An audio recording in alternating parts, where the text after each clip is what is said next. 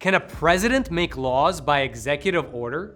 2 years ago, when President Trump said that he'd end Daca, he was broadly criticized by the mainstream media, with his decision being attacked every which way. But even though they talked about it around the clock, the media didn't really help to explain the situation, at least to me. And it was only after I read about it in the Epic Times that I really understood the greater context of what was going on. So if you don't remember, DACA stands for Deferred Action for Childhood Arrivals, and it's an immigration program that was created 7 years ago by then President Barack Obama by an executive order, and it prevented young people who were in the country illegally from being deported and gave them employment authorization as well as access to government benefits such as Social Security. And the big question was always this: was this even legal? Can a president create broad new immigration policies by himself without going through Congress? Well, what's interesting is that Obama himself said that it's not. In October of 2010, Obama said, quote, "I am not king. I can't do these things just by myself." And 5 months later, he said with, quote,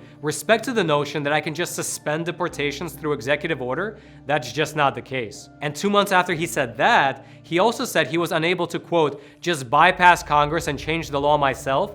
That's not how a democracy works." But surprisingly, 13 months after he said that, Obama signed the executive order anyway and created the DACA program, which has lasted for the last 7 years and has halted removal proceedings against hundreds of thousands of young people. And so the question that's now before the Supreme Court is this: was Obama's executive order a violation of the non-delegation clause of the US Constitution, which states that only Congress can make laws? And while we don't know how the Supreme Court will rule, the mainstream media should give you the full picture and let you make up your own mind, rather than just push the points that reinforce their own narratives. That's why you should be reading The Epic Times. This is real news that doesn't spin the truth, doesn't push any false narratives, and instead gives you the facts and lets you make up your own mind. It's available in all 50 states, and we've got reporters around the US as well as around the globe giving you a no-nonsense picture of what's going on in the world. So click on that button below and try the paper yourself for a full month for just $1 and experience the joy of pure American journalism that's based in traditional values.